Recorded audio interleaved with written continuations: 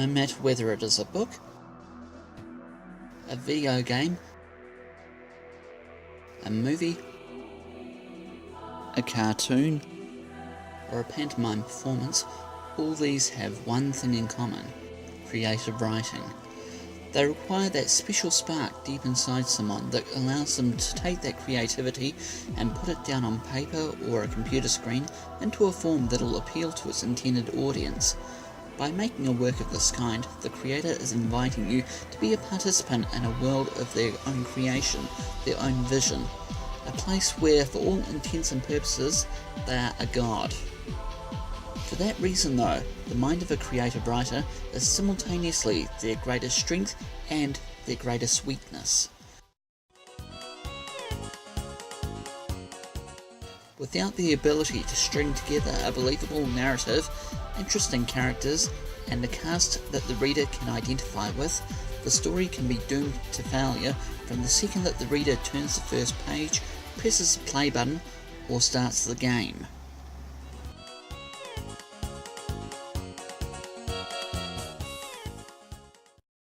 When writing a story, particularly one of the science fiction or fantasy genres, there is always a level of suspension of disbelief on the part of the reader. By becoming a participant in the story, they understand and acknowledge that things will happen in the story that may not or simply cannot happen in the real world, such as the ability to hurl fire and lightning from one's bare hands, riding on the back of a mythical beast through the skies such as a dragon, or taking on an evil overlord in a sword fight to the death. Suspension of disbelief can be a difficult tool to use effectively though. It can only go so far depending on the story. If taken too far, or used in the wrong situation, the story can simply come across as downright ridiculous.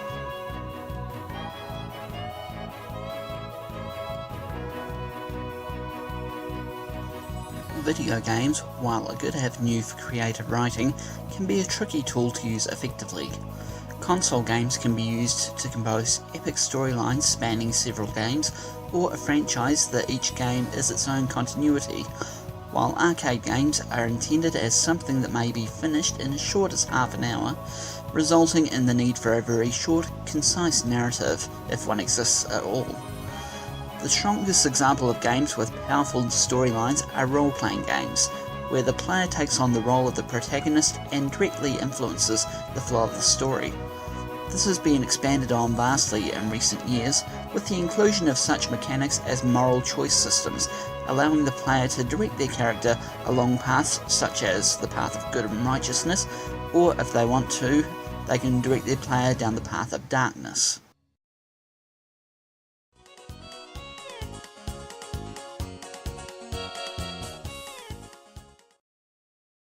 Animation is a medium that, while carrying the stigma of being something that should appeal to those of a very young age, in truth it can appeal to people of all ages, young and old, plus have absolutely no limits beyond the imagination of the creator.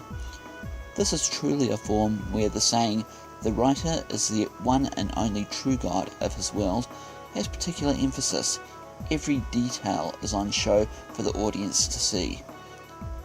Animation comes in a wide variety of genres. Just a few include popular mainstream types such as superheroes, romance, and comedy, or they can be more obscure such as the mecha or giant robot genre, the psychological genre, even yaoi and yuri, or gay and lesbian animation, while uncommon, is not completely unheard of.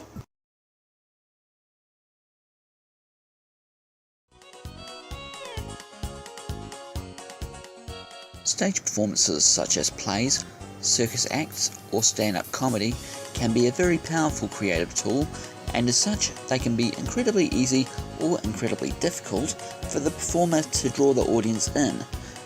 As such, they need to physically entice the audience to become active participants. A good example of a performer that is skilled in drawing his audience into becoming participants is the ventriloquist David Strassman. Through his puppets, he can give them the illusion of life by having them heckle and taunt the audience, call out any flaws that he may have made in his performance. What? Nothing. You making faces? No, man. All right, because what I What, man? You paranoid? Hey, David, that he says you're paranoid. Shut up. Or even answer questions that the audience may ask when they are invited to do so. And of course, the more interesting and unique your question, the more twisted and sicker the answers. I'm Psychic Chuck, this radio talk deck. Hello, you're on the air. Line 1, just yelling out. Hello. Chuck, Yeah. I'm traveling tomorrow. What do you see? You're traveling tomorrow. What do I see? I see palm trees. No, that's not. Blue Mountain Ski Resort. No. Twisted jagged aluminium and burning jet.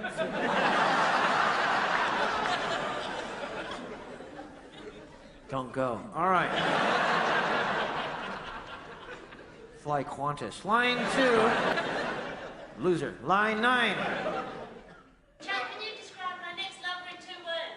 Describe your next lover in 2 words. Left hand.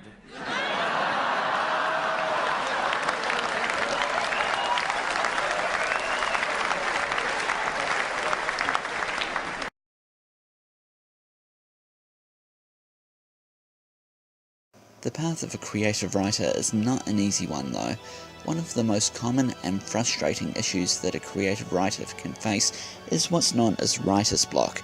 With these 2 words alone, I've probably caused most creative writers that are listening to this to tense up instinctively. It's a creative writer's worst nightmare and the bane of all creativity. A fitting metaphor for this would be, imagine a finely tuned engine churning out a steady flow of material, and then all of a sudden, like it's run dry of oil, it'll suddenly seize up and come to a grinding halt. No matter what you do, nothing seems to get it working again. Nothing seems to get the creative flow back in motion. Another analogy for this could be of a writer walking along a path. It has its ups and downs representing the highs and lows of the story that you're writing. All of a sudden, however, you come face to face with a flat, cliff-like wall that stretches up to the clouds, as smooth as a blank sheet of paper, yet another analogy, with absolutely nothing to grab hold of and continue your journey.